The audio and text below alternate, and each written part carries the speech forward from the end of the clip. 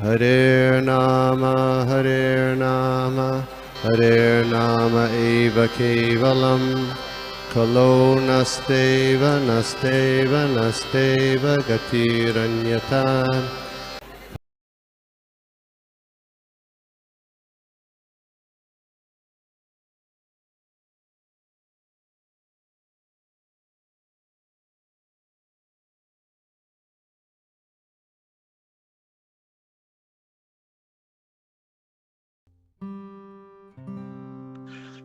ओम नमो भगवते वासुदेवाय।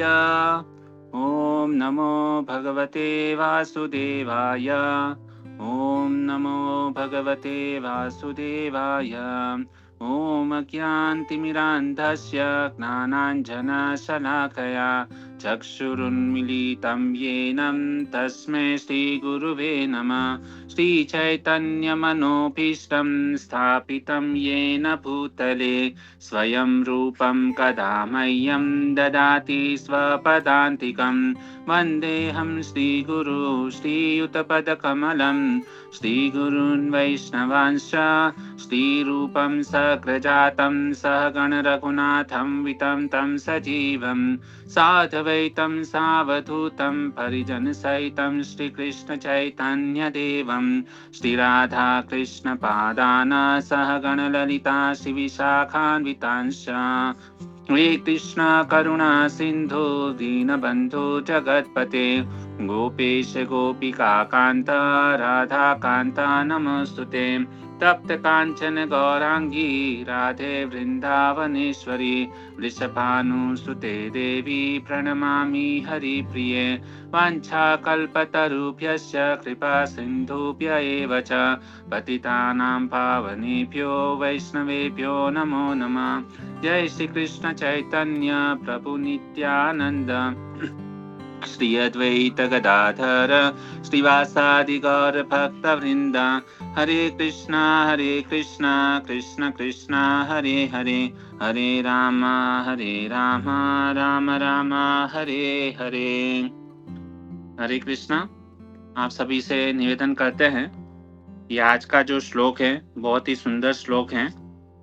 तो हम श्रीमद् भागवतम स्कंद 3 और श्लोक क्रमांक अध्याय 25 और श्लोक क्रमांक भी 25 3.25.25।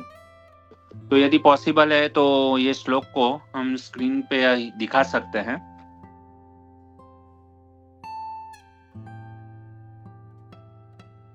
तो वो ट्राई करना अगर पॉसिबल है तो स्क्रीन के ऊपर श्लोक, अदरवाइज हम पढ़ते हैं। यह जो श्लोक है भगवान के द्वारा उच्चारित है, तो बहुत ही सुंदर श्लोक है। हम एक बार गाते हैं। सतां प्रसंगान् मम वीर्य संविदो भवन्ति रीत्कर्णरसायनं कथा तज्जोषणातासु अपवर्गवत्मनि श्रद्धारति भक्तिरनुक्रमिष्यति। सतां प्रसंगान् मम वीर्य संविदो भवन्ति रीत्कर्णरसायनं कथा तज्जोषणातासु अपवर्गवत्मनि श्रद्धारति भक्ति अनुक्रमिष्यति। श्रद्धाति इस प्रकार से है। सताम शुद्ध भक्तों की, प्रसंगात संगति से, मम मेरे, वीर्य अलौकिक कार्यों, संविद चर्चा से, भवंती हो जाते हैं, रीता हृदय को, कर्ण कान को, रस अयना अच्छी लगने वाली, कथा कथाएं, तत् उसके, जोशनात अनुशीलन से, सेवन से, आसु तुरंत, अपवर्ग मोक्ष के, वर्तमानी मार्ग पर, श्रद्धा दृढ़ विश्वास, रति आकर्षण, भक्ति भक्ति, अनुक्रमिष्यति क्रमशः आएगी। अनुवाद इस प्रकार से है। शुद्ध भक्तों की संगति से श्री भगवान की लीलाओं तथा उनके कार्यकलापों की चर्चा कान तथा हृदय को अत्यधिक रोचक एवं प्रसन्न करने वाली होती है। ऐसे ज्ञान के अनुशीलन में मनुष्य धीरे धीरे मार्ग में अग्रसर होता है, तत्पश्चात मुक्त हो जाता है और उसका आकर्षण स्थिर हो जाता है। तब असली सेवा तथा भक्ति का शुभारंभ होता है। तात्पर्य थोड़ा बड़ा है, तो हम तात्पर्य को अभी नहीं, आप अपने हिसाब से तात्पर्य घर पे आप पढ़ सकते हो। मैं यहाँ हमारे गुरु महाराज श्रील प्रभुपाद महाराज एवं हमारे आचार्यगण सभी से प्रार्थना करते हुए श्री श्री राधा गिरधारी, जगन्नाथ बलदेव सुभद्रा महारानी, गौर निताई, श्रीनाथ जी, नरसिंहदेव, प्रहलाद महाराज और आप सभी भक्त वृंद की कृपा से मैं यहाँ पर कुछ बोलने का प्रयास करूँगा। हालांकि हमारी कुछ योग्यता नहीं है कि हम श्रीमद् भागवतम के ऊपर हम कुछ बोल सकें, लेकिन फिर भी गुरु कृपा से हम कुछ बोलने का प्रयास करेंगे। यदि इसमें कुछ त्रुटि हो जाए भक्त लोग, तो आप हमारी त्रुटि को क्षमा करें। तो यह जो श्लोक है बहुत ही सुंदर श्लोक है। तो इस अध्याय जो है, अध्याय भी बहुत ही सुंदर है। अध्याय का नाम पे से ही हमको पता चलता है कि ये अध्याय कितना महत्वपूर्ण है। अध्याय का नाम है भक्ति योग की महिमा। ऐसे भक्तों देखा जाता है कि इस जीवन के अंदर, भौतिक जीवन में बहुत सारे योग हैं। खास करके अभी प्राय जो योग प्रचलित हैं, जो अष्टांग योग है ना, तो ये अष्टांग योग भी बहुत ही मतलब सुंदर है। हालांकि ये जो अष्टांग योग है हमारे शरीर को स्वस्थ रखने के लिए ठीक है, लेकिन यदि हमको भगवान की भक्ति करना है, भजन करना है, तो सर्वोत्तम योग यदि कोई है वह है भक्ति योग। यदि कोई व्यक्ति भक्ति योग करता है तो उसके सारे कर्म जो है ना वो नष्ट हो जाते हैं। तो भक्ति योग की बड़ी ही प्राधान्य है और ये भक्ति योग के बारे में साक्षात भगवान इस भागवतम के अंदर इस भक्ति योग की महिमा को बताते हैं। ये जो प्रसंग जो है कपिल मुनि अपनी माता देवहूति माता को बता रहे हैं और देवहूति माता ने कई सारे प्रश्न पूछे थे कपिल देव को, और उन्होंने कहा था कि ये जो खास करके देवहूति माता जो है वो छुटकारा पाना चाहती थी कि इस भौतिक जगत से और खास करके मुझे मोक्ष की प्राप्ति किस प्रकार से हो। तो इस प्रकार से देवहूति ने कपिल देव से प्रश्न पूछा था।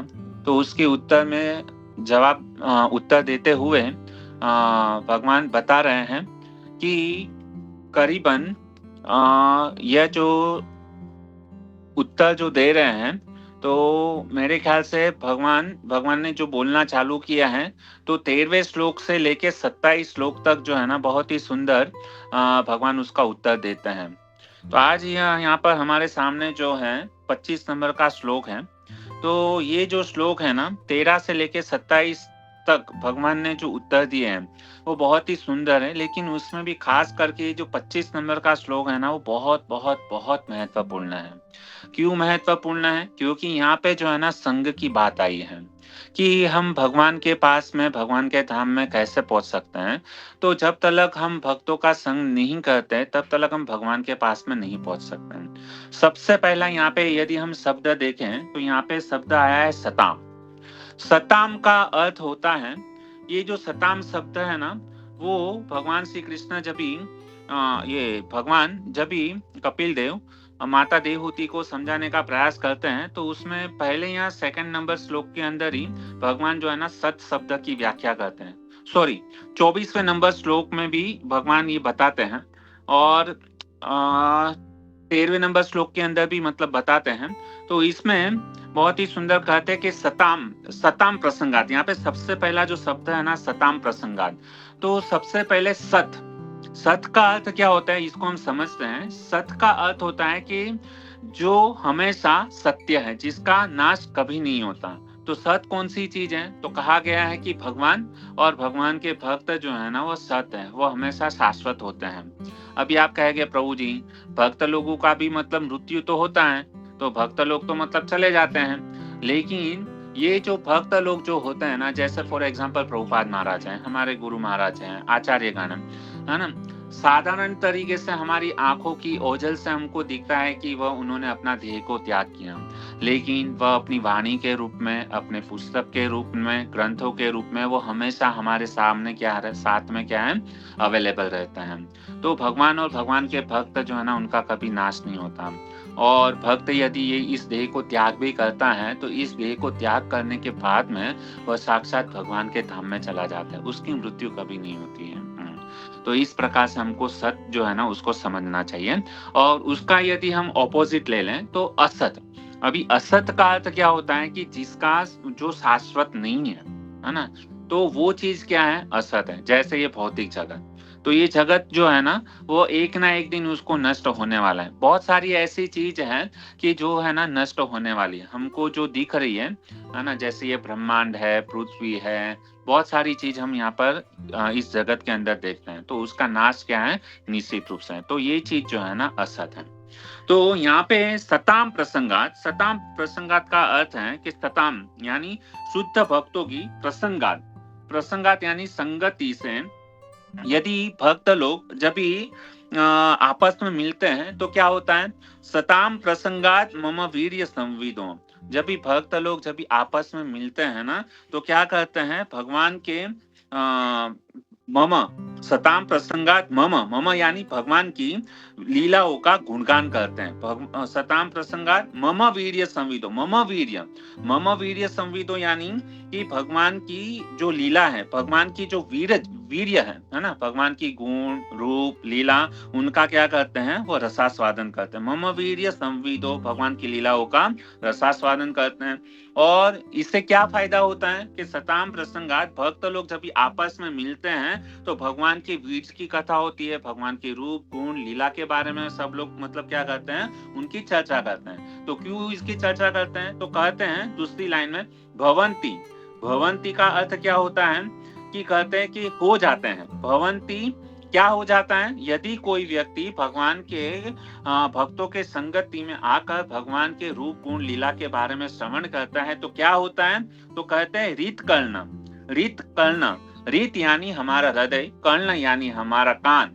तो यहाँ पे दो चीज जो है ना वह क्या हो जाता है, भवंती मतलब शुद्ध हो जाता है। सबसे पहला क्या शुद्ध होता है, हमारा हृदय के अंदर करोड़ों बोलते हैं ना जन्मों से कितने सारे पापों का मतलब ढेर लगा हुआ है। तो यदि कोई व्यक्ति भक्तों के संगति में आता है ना, और जब भी शुद्ध वैष्णव से जब भी भगवान की कथा का गुणगान सुनता है ना, तो उसके हृदय के अंदर करोड़ों जन्मों के जो पाप जो है ना वह क्या हो जाता है, नष्ट हो जाता है। जैसे हमारे अंदर बहुत सारे अनर्थ भरे हुए हैं, काम क्रोध लोभ मोह मद मात्सर्य, ये सारे अनर्थों को जो है ना भगवान की कथा जो है ना वह क्या करती है, नष्ट कर देती है।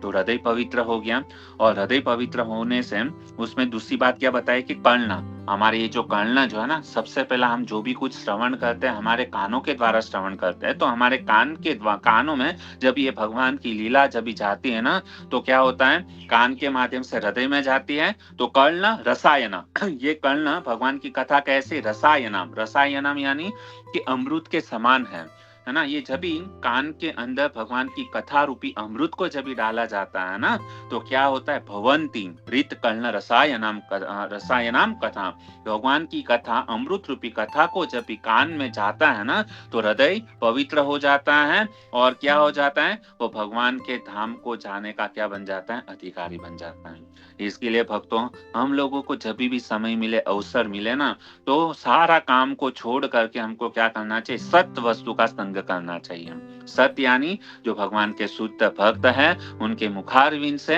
भगवान की लीला और गुणगान क्या करना चाहिए, उनके मुखारविंद से सुनना चाहिए।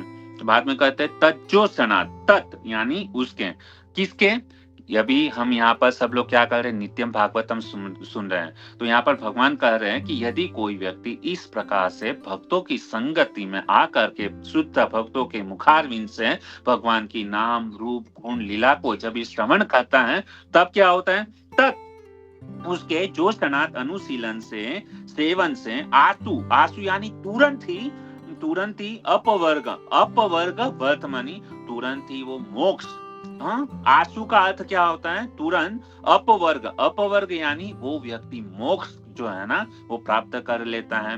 देखिए पहले के ऋषि मुनि जो है ना मोक्ष प्राप्त करने के लिए हजारों लाखों साल तक क्या करते थे, तपस्या करते थे, लेकिन फिर भी उनको क्या है, मोक्ष की प्राप्ति नहीं होती थी। लेकिन प्रभुपाद महाराज की कृपा से हमको इतना परम सौभाग्य मिला है कि हमको ये केवल देखिए भक्त लोग जो है ना मोक्ष की कामना नहीं करते हैं, लेकिन यहाँ पर कपिल देव बता रहे तच्चो सनात अपवर्ग वर्तमनी, वो जो व्यक्ति भगवान के शुद्ध भक्तों से कथा सुनता है वह तुरंत ही क्या हो जाता है, वो उसको भगवान मोक्ष प्रदान कर देते हैं। वर्तमनी यानी उस मार्ग पर जो शुद्ध भक्त है ना, महान भक्तों के चरणों का यदि अनुगमन करेंगे तो उसके मार्ग पर चलेंगे तो क्या हो जाता है, वो तुरंत ही मोक्ष का क्या हो जाता है, अधिकारी बन जाता है।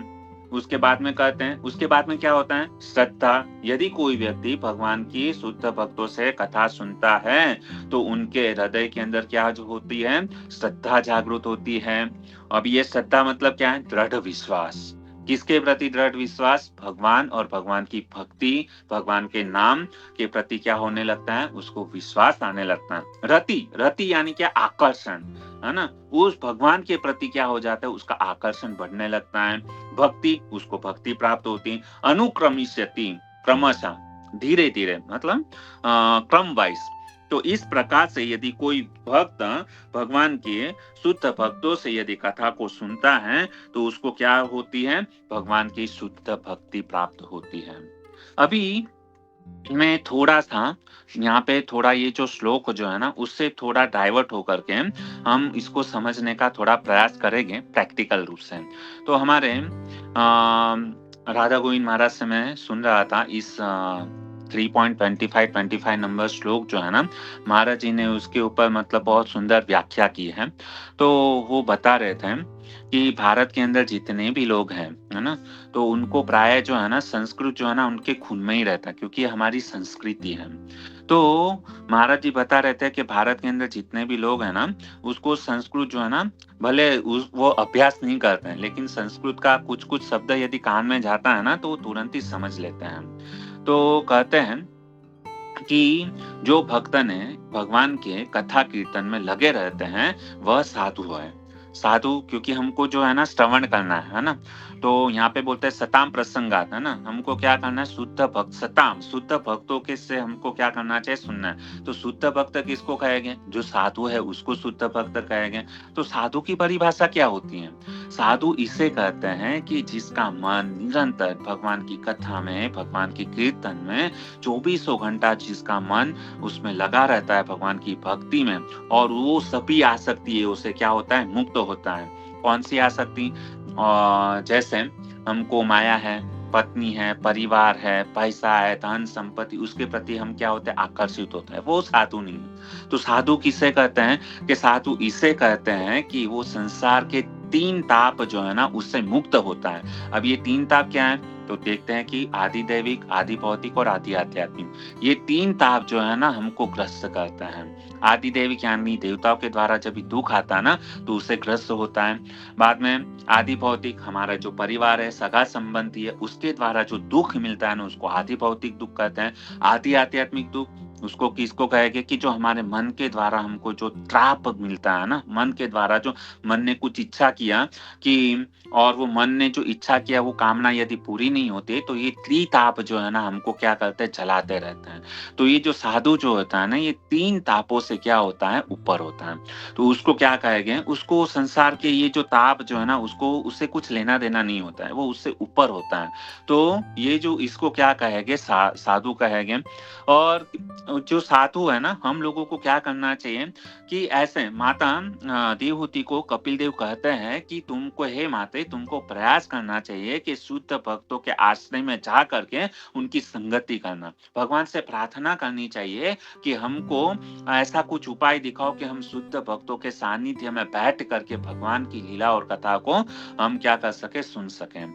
और इस प्रकार से यदि कोई करता है तो क्या होता है, असंगतेषु, वो क्या करता है, असंग मतलब जो अभक्तों के संग से वो बच जाएगा और क्या करेगा, भगवान की अद्भुत लीलाओं का क्या करेगा, मम वीर्य संविदो, भगवान की मम वीर्य, यहाँ पे जो मम वीर्य शब्द जो है ना बहुत ही महत्वपूर्ण है। मम वीर्य का अर्थ क्या होता है कि संविद सम्यक वेदनम, है ना, जिसको भगवान की कथा के बारे में मतलब सुंदर, मतलब भगवान कितने दयालु है, भगवान का ऐश्वर्य कितना है, भगवान का बल कितना है, भगवान का यश कितना है, और ये जो सारी जो भगवान की वीर्य, वीर्य इसको कहते हैं कि भगवान के जो 6 ऐश्वर्य जो है ना उसके बारे में जो कोई व्यक्ति जानता है ना वो कौन है, साधु है।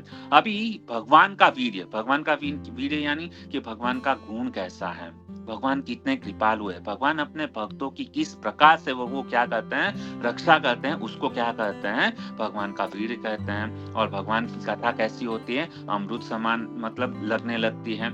और उसके बाद में कहते हैं कि हमको भगवान का वीर्य कैसे पता चलेगा, तो जैसे उदाहरण देते हैं कि जैसे कोई व्यक्ति मिर्ची खा रहा है, बराबर, तो मिर्च खा रहा है तो उसका प्रभाव कैसे पता चलेगा कि जैसे ही उसने उस व्यक्ति ने मिर्च खाया तो क्या है, वो मिर्च जो है ना वो तीखा लगने लगता है। तो वो मिर्ची का स्वभाव है तीखा लगना, लेकिन कभी पता चला कि जब भी उसने मुंह के अंदर डाला तो पता चला अरे ये मिर्ची जो है ना बहुत तीखा है। तो इसी तरह भगवान के बारे में जब तक हम सुनेंगे नहीं ना तब तक भगवान का प्रभाव हमको पता नहीं चलेगा। भगवान कितने दयालु है, कितने कृपालु है, उसको समझ नहीं सकते हैं जब तक हम भगवान की कथा को, लीलाओं के बारे में, उनके ऐश्वर्य के बारे में, भगवान किस तरीके से पालक करते हैं, भगवान किस प्रकार से सृष्टि को चलाते हैं, भगवान की माधुर्यता, वो तब तक हमको नहीं पता चलेगा जब तक हम भक्तों के मुखारविंद से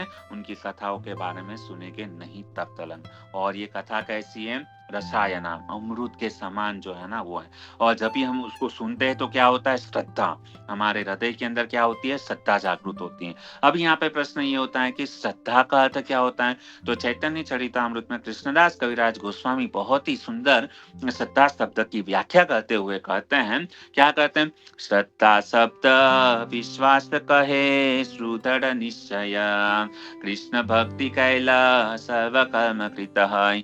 यह श्रद्धा का सबसे ऊंचा स्वरूप यह है कि श्रद्धा शब्द का अर्थ है अखंड विश्वास।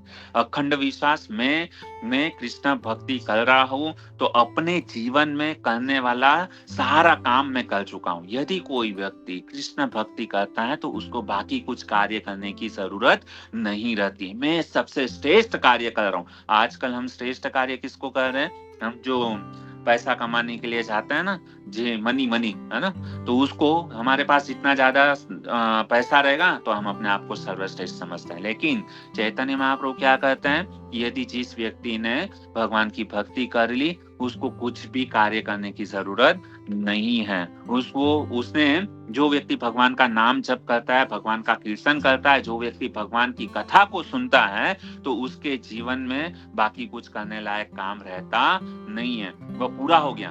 उसको वो यहाँ तक मतलब महाराज जी बता रहे थे कि उसने सारे मतलब तीर्थ कर लिए हैं, सारे वेद पढ़ लिए हैं, सारा यज्ञ कर लिया है, बाकी कुछ करने की आवश्यकता नहीं है। यदि कोई व्यक्ति क्या करता है, भगवान की नाम जप करता है, भगवान का कीर्तन करता है, भगवान का कथा सुनता है, उस व्यक्ति के सारे कार्य जो है ना वो समाप्त हो जाते हैं। तो ये है श्रद्धा। तो सर्वप्रथम इसका अर्थ यह है कि प्रथम क्या है, जैसे व्यक्ति भगवान की कथा सुनता है तो उसके जीवन में सर्वप्रथम क्या होता है, श्रद्धा शब्द जो है ना क्या होने लगता है, श्रद्धा आती है ना। तो श्रद्धा आने से क्या होता है कि उसको भगवान जो है ना उसको अच्छे लगने लगते हैं, भगवान उसको पसंद पड़ने लगते हैं, भगवान बिल्कुल मतलब क्या होता है उसको लाइक करने लगते हैं। भगवान तो उसको अच्छे लगते हैं, ये बात तो सही है, लेकिन जब भी कोई व्यक्ति भगवान की भक्ति करता है, कथा सुनता है ना, तो उसके जीवन में क्या होता है, भगवान जो है ना उस भक्त को अच्छे लगने लगते हैं।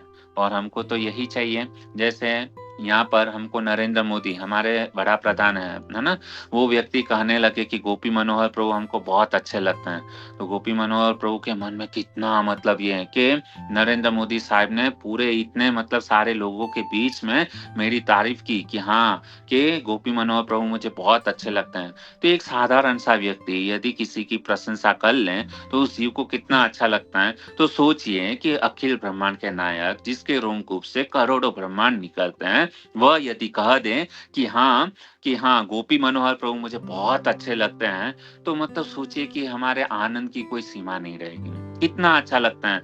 वो कैसे? और भगवान कभी हमको यह कहेंगे कि हाँ कि ये भक्त मुझे अच्छा लगता है, जब भी हम श्रद्धा पूर्वक भक्तों के, शुद्ध भक्तों के सानिध्य में बैठ करके जब भी हम कथा सुनते हैं ना, तभी भगवान कहेंगे कि हाँ ये सब भक्त लोग जैसे यहाँ पे टीम में सब लोग जुड़े हुए सुबह को नित्यम भागवत सेवा कर रहे हैं, आप एक भी दिन जो है ना मिस नहीं कर रहे हैं, तो भगवान भी एक ना एक दिन देखेंगे ना कि ये भक्त मुझे प्राप्त करने के लिए इतना प्रयास कर रहे हैं, तो यहाँ पे ये जो ग्रुप वाले लोग हैं ना वो हमको बहुत अच्छे लगते हैं। तो सोचिए हमारा कितना परम भाग्य होगा कि भगवान ने कह दिया कि नहीं, ये गोपी मनोहर प्रभु के ग्रुप में जुड़े हुए सारे भक्त जो है ना मुझे बहुत अच्छे लगते हैं। तो ये क्या होगा, धीरे धीरे अनुक्रमिष्यति, भगवान की सुंदर लीला कथाओं को जब भी हम सुनेंगे ना, तभी भगवान कहेंगे नहीं ये भक्त जो है ना मुझे बहुत अच्छा लगता है। अभी ये तो हुई कि चलो कि भगवान की भक्ति करने से मतलब भगवान कहेंगे कि ये सब मुझे भक्त अच्छे लगते, लेकिन भगवान कब कहेंगे? तो इसके ऊपर जो है ना मैं थोड़ा सा भगवान, देखो हम भक्त लोग जब भी मिलते हैं तो भगवान की गुणगान करते हैं, लीलाओं के बारे में श्रवण करते हैं। हमारे पास में समय बहुत कम है, अभी मेरे पास केवल 3 मिनट बचा है, तो मैं एक भगवान के वीर्य की बात हुई है, तो भगवान का वीर्य मैंने बताया कि भगवान के जो 6 ऐश्वर्य हैं, तो भगवान का 6 ऐश्वर्य जैसे यश है, सौंदर्य है ना, भगवान मतलब बहुत सुंदर दिखते हैं, वैरागी है, कृपालु है, तो बहुत सारे ऐसे भगवान के गुण हैं। तो भगवान के ऐसे जो गुण हैं, तो भगवान कितने कृपालु, अपने भक्तों को के ऊपर कितना प्रेम करते हैं, तो उसके बारे में मैं एक छोटी सी आपको भगवान के भक्त की लीला आपको बताना चाहूंगा। तो महाभारत में भीष्म पर्व के अंदर अनुशासन पर्व में कहते हैं कि यदि कोई व्यक्ति 12 साल तक लगातार करता है, तो उसे उस कार्य के अंदर जो है ना सिद्धि प्राप्त हो जाती है। कितने साल तक? यदि कोई भी व्यक्ति कोई भी कार्य मतलब समझो, चाहे भौतिक जीवन हो या आध्यात्मिक जीवन हो, यदि भौतिक या आध्यात्मिक जीवन में लगातार 12 साल यदि कोई कार्य करता है, एक ही कार्य है ना, तो उससे क्या हो जाते हैं, उस व्यक्ति को उस कार्य के अंदर क्या मिल जाती है, सिद्धि प्राप्त हो जाती है। यदि आप सब लोग भी चाहते हो कि हमको भगवत गीता भागवतम उसके अंदर यदि सिद्धि हासिल करनी है, तो हमको लगातार 12 साल तक जो है ना उस कार्य के पीछे हमको क्या मेहनत प्रयास में लग जाना चाहिए। और निश्चित है ये भीष्म पितामह कहते हैं। तो गोकुल के अंदर एक घटना घटी भक्तों, गोकुल में एक बहुत ही सुंदर भक्त हुए जिसका नाम है कृष्णदास, है ना। और ये जो जैसे महाभारत में ये जो 12 साल तक किसी मतलब साधु संत ने प्रवचन में बताया कि यदि कोई व्यक्ति 12 साल तक यदि लगातार यह कार्य करता है तो उसको सिद्धि मिल जाती है। तो ये जो कृष्णदास जो था ना, उन्होंने अपने मन के अंदर एक बात को ठान लिया। क्या हुआ कि उसके मन के अंदर एक भाव आया कि मैं अपने हाथों से सुंदर रूप से भगवान की माला बना करके रोज ठाकुर जी को अर्पण करने के लिए जाऊंगा। मैं खुद अपने हाथों से ठाकुर जी को क्या करूंगा, बिहारी जी की मंदिर में जा करके मैं क्या करूंगा, 12 साल तक अपने हाथों से भगवान को फूल माला अर्पण करूंगा। और इस तरीके से उसने इस कार्य को चालू किया। बहुत सुंदर माला बनाता था और बिहारी जी को क्या करता था, वो खुद अपने हाथों से ठाकुर जी को माला अर्पण करता था। अभी इसने क्या किया कि जैसे उसने ये कार्य प्रारंभ किया तो उसने भगवान से एक शर्त रखी। देखो 12 साल तक जो है ना मैं आपको ये माला पहनाऊंगा, लेकिन 13वें साल का जब भी 13वें साल की सुबह जब भी होगी ना, पहला दिन होगा ना, तब आपको क्या करना है, मैं आपके मंदिर नहीं आऊंगा, आपको जो है ना मेरे घर पे जो है ना माला पहनने के लिए आपको मेरे घर पे आना होगा। तो इस प्रकार से उसने ठाकुर जी को कह दिया। अभी 1 साल 2 साल 3 साल 4 साल 5 साल एक भी दिन इसने जो है ना कभी मिस नहीं किया। प्रतिदिन अपनी सुंदर हाथों से भगवान की माला बनाता था और ठाकुर जी को अर्पण करता था। इतना लगातार ऐसे ऐसे ऐसे क्या हो गया, चलते गया। अभी हुआ क्या, ठाकुर जी बहुत ही सुंदर मतलब ये कृष्णदास के द्वारा माला पहनते थे।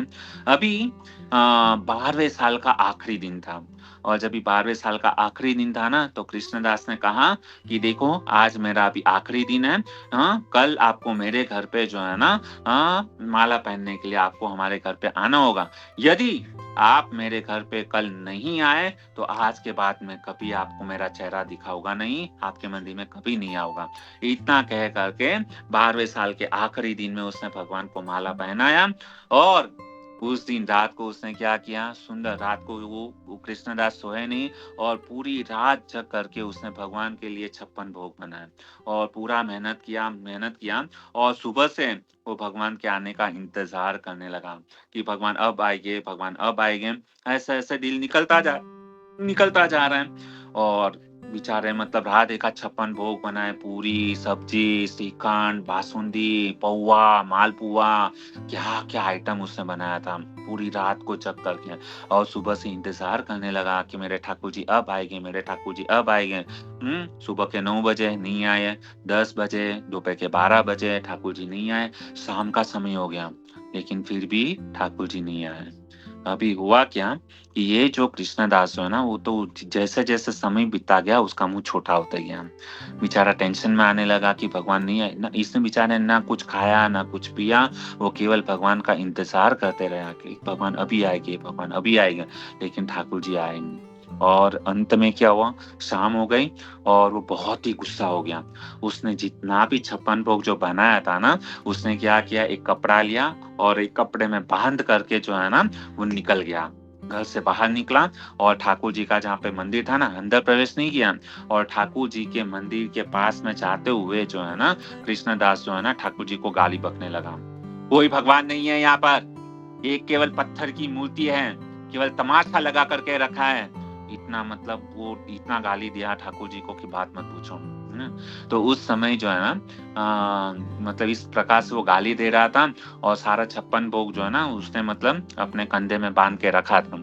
और उसी समय ये जो भगवान को गाली बक रहा था, उसी समय एक सुंदर सा एक लड़का गैये चराते हुए जो है ना वहां पर आया, है ना। तो गैये का झुंड पूरा जा रहा था और उस समय उस लड़के ने कृष्णदास को कहा, ए बाबा जी क्या कर रहे हो, हटो हटो यहाँ से, गैये जा रही है, तुमको दिखाई नहीं देता है, यदि लग जाएगा तुमको गिर जाओगे, बूढ़े हो गए क्या, थोड़ा साइड में हट जाओ करके।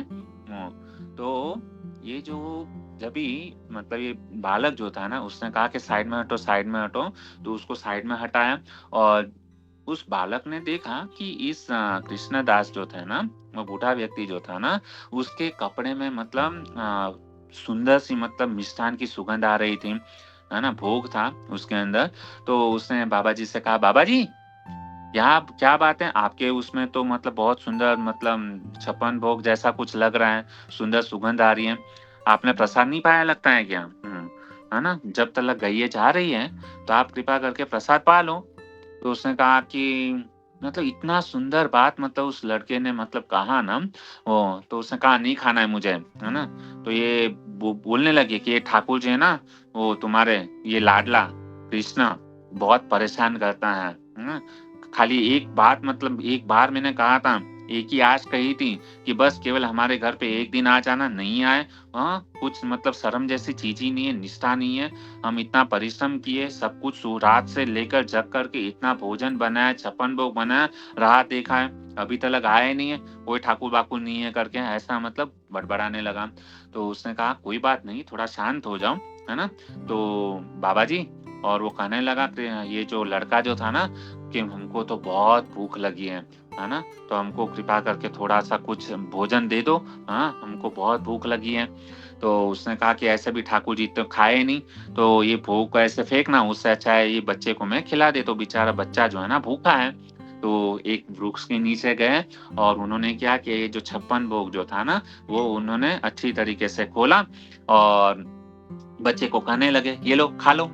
तो जो बच्चा जो था ना छोटा सा, उसने कहा कि देखो हमारे हाथ जो है ना वो गोबर वाले हैं, है ना, तो मैं कैसे खाऊं। एक काम करो ना, तुम ही मतलब कवर बना करके मुझे खिला खिला दो, है ना? मैं तो खा नहीं सकता, मेरे हाथ गोबर वाले हैं। तो वो बाबा ने क्या किया कि अपने हाथों से जो है ना, वो बच्चे को क्या करने लगे, खिलाने लगे। और वो बच्चे ने कहा, अभी बाबा जी इतने परेशान क्यों हो? तो आप यदि नहीं खाओगे तो मेरा भी मतलब मैं कैसे खा सकता हूँ? तो एक काम करो, आप भी खा लो।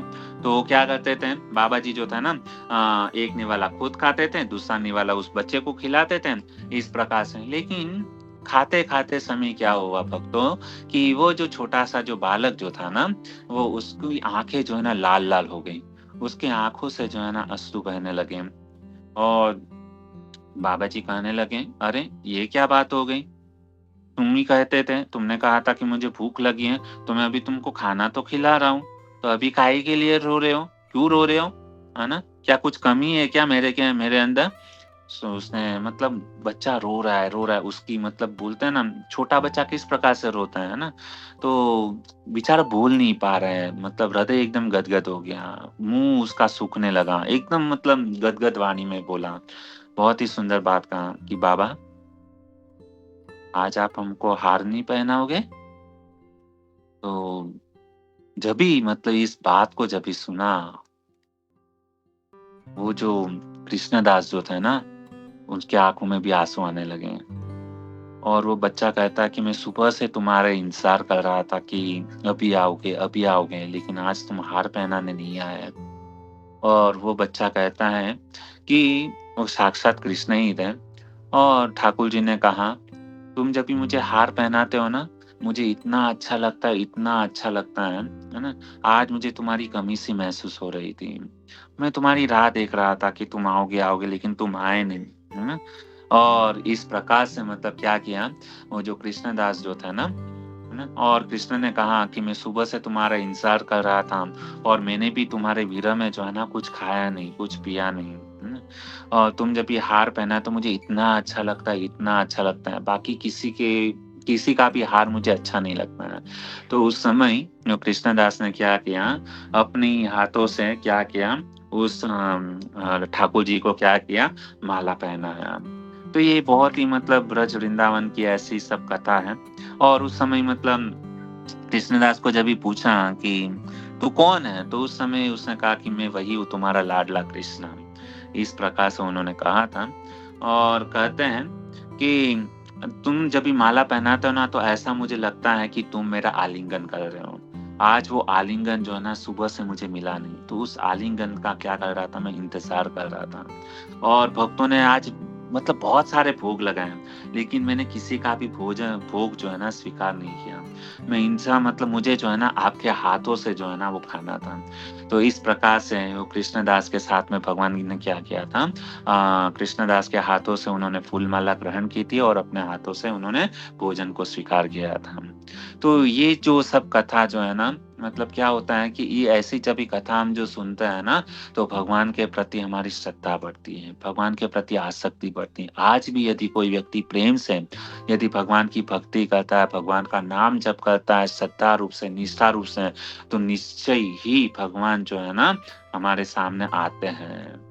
लेकिन वह भाव होना चाहिए। लेकिन हम कैसे जप करते हैं, भगवान की कथा सुनते हैं, मोबाइल बजता है, फेसबुक, यूट्यूब, पता नहीं कितना-कितना सब मतलब ही होता है। तो इस प्रकार से यदि हम भगवान का भजन करेंगे, तो भगवान हमारे सामने नहीं देखेंगे। भगवान को यदि आप मतलब देखना चाहते हो, तो आपको परिश्रम, जैसे भीष्म पर्व में कहा ना कि 12 साल तक यदि कोई व्यक्ति लगातार ऐसी मतलब कार्य करेगा, 12 साल तक यदि निष्ठापूर्वक एक भी दिन यदि आपने भगवान 16 माला जप जो है ना, प्रत्येक दिन 12 साल तक यदि कंटिन्यू किया ना, तो भगवान तुरंत ही उस भक्त के ऊपर रीझ जाते हैं, और भगवान उसको अपना धाम जो है ना वो प्रदान करते हैं। तो ये भक्तों, ये श्लोक जो है ना बहुत ही प्रभुपाद महाराज ने हमको इतनी सुंदर संस्था दी है ना? कोई भी व्यक्ति यदि अंतर्राष्ट्रीय कृष्ण भावनामृत संघ के अंदर आता है, भक्तों का संग करता है, तो निश्चित रूप से क्या होता है, भगवान के धाम का अधिकारी बन जाता है। हमारे साथ में जो भी वैष्णव है, कभी उसका अपराध मत करो, कभी किसी वैष्णव का दिल मत दुखाना, और हमेशा त्रिनादपि सुनीचे न तरोरपि सहिष्णु न अमानी न मान देना कीर्तनीय सदारी। हमेशा सारे भक्तों को क्या करना, हमेशा प्रशंसा करना, और उनके सानिध्य में रह करके भक्ति मतलब क्या? Devotional service. प्रभुपाद जी हमेशा अनुवाद में लिखते हैं, भक्ति का एक ही सेंटेंस है कि डिवोशनल सर्विस, भगवान की प्रेम भरी सेवा, है ना? भक्तों की प्रेम भरी सेवा। सर्विस यानी खाली सर्विस नहीं, डिवोशनल सर्विस होना चाहिए, प्रेममय सेवा होनी चाहिए, जबरदस्ती वाली सेवा नहीं होनी चाहिए। तो इस प्रकार से बहुत ही सुंदर यहाँ पर ये जो प्रसंग है, सताम प्रसंगात मम वीर्य संविदो। भगवान के भक्त जब ये आपस में मिलते हैं तो भगवान की गुणगान करते हैं, भगवान की लीला कथा को श्रवण करते हैं और उससे श्रद्धा उत्पन्न होती है। और जब भी श्रद्धा उत्पन्न होती है तो क्या होता है? भगवान उस व्यक्ति को अपना समझने लगते हैं और भक्त भी भगवान को क्या करता है? अपना समझ लेता है। तो और रीत कर्ण रसायनम कथा, हमारे कर्ण जो है ना, वो भगवान की कथा रूपी अमृत को जब भी कथा कान में डालते हैं तो हृदय जो है ना वो शुद्ध हो जाता है, काम क्रोध लोभ मोह मद मात्सर्य से ऊपर उठ जाता है। तो बहुत ही यह सुंदर प्रसंग है। भक्तों बहुत बहुत धन्यवाद, आप सब भक्तों ने मुझे यहाँ पे अवसर दिया कि भगवान की गुणगान कथा को बोलने के लिए। यदि इस कथा के द्वारा, यदि इस प्रसंग में हमारे बोलने में कुछ त्रुटि हो गई हो तो पुनः मैं आप सबके चरणों में माफी मांगता हूँ, क्योंकि जब तक मतलब भक्तों की कृपा नहीं रहेगी तब तक भगवान के गुणानुवाद हम नहीं बोल सकते हैं। इसके लिए आप सब भक्तों की कृपा चाहिए। कुछ त्रुटि हो गई है तो दास समझकर हमारी गलती को क्षमा करना। हरे कृष्णा। ठीक है प्रभु, हरे क्षमा कृष्णा। करना, थोड़ा आपका ज्यादा समय ले लिया, 12 मिनट। हमेशा मैं जब आता हूँ पता नहीं, एक एक मिनट इम्पोर्टेंट रहता है, लेकिन भगवान की कथा इतनी सुंदर होती है, समय कहाँ पर निकल जाता है पता नहीं चलता है। ठीक है, हरे कृष्ण। तो आप चाहे तो और टाइम ले सकते हैं, तो आपसे सुनने इतना अच्छा लगता है। और आपने जो ये जो कथा सुनाई कृष्णदास, तो इतना मधुर था, एकदम हृदय को छू गया और बहुत अच्छा लगा मुझे। तो आई एम श्योर किसी का कोई प्रश्न नहीं होगा, लेकिन फिर भी अगर कोई भक्त का कोई प्रश्न है, कोई शंका है, कुछ टीका टिप्पणी है तो हम लोग लेते हैं। क्विकली बोलना शुरू कीजिए। हरे कृष्णा।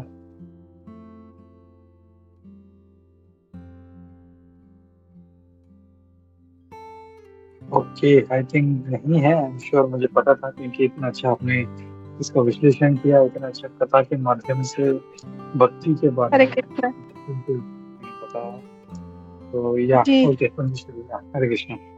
यस, प्रभु जी कुछ प्रश्न तो नहीं है, लेकिन प्रभु जी आपका जो क्लास होता है ना बहुत अच्छा लगता है। आप जब भी आते हैं ना इतने अच्छे से भाव मग्न हो जाते हैं। तो प्लीज आपसे रिक्वेस्ट है कि आप जल्दी जल्दी आया करिए, हमें अपना संग प्रदान कीजिए प्लीज।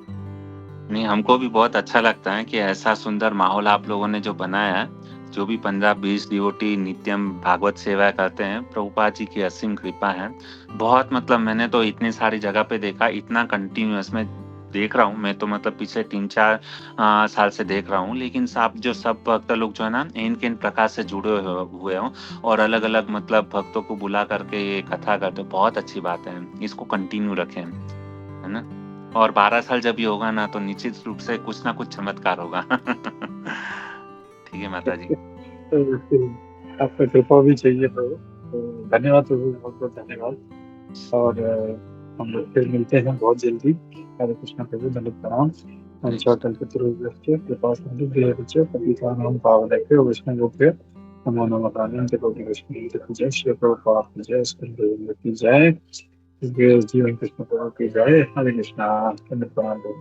अनंत कोटि वैष्णव वृंद की जय। तो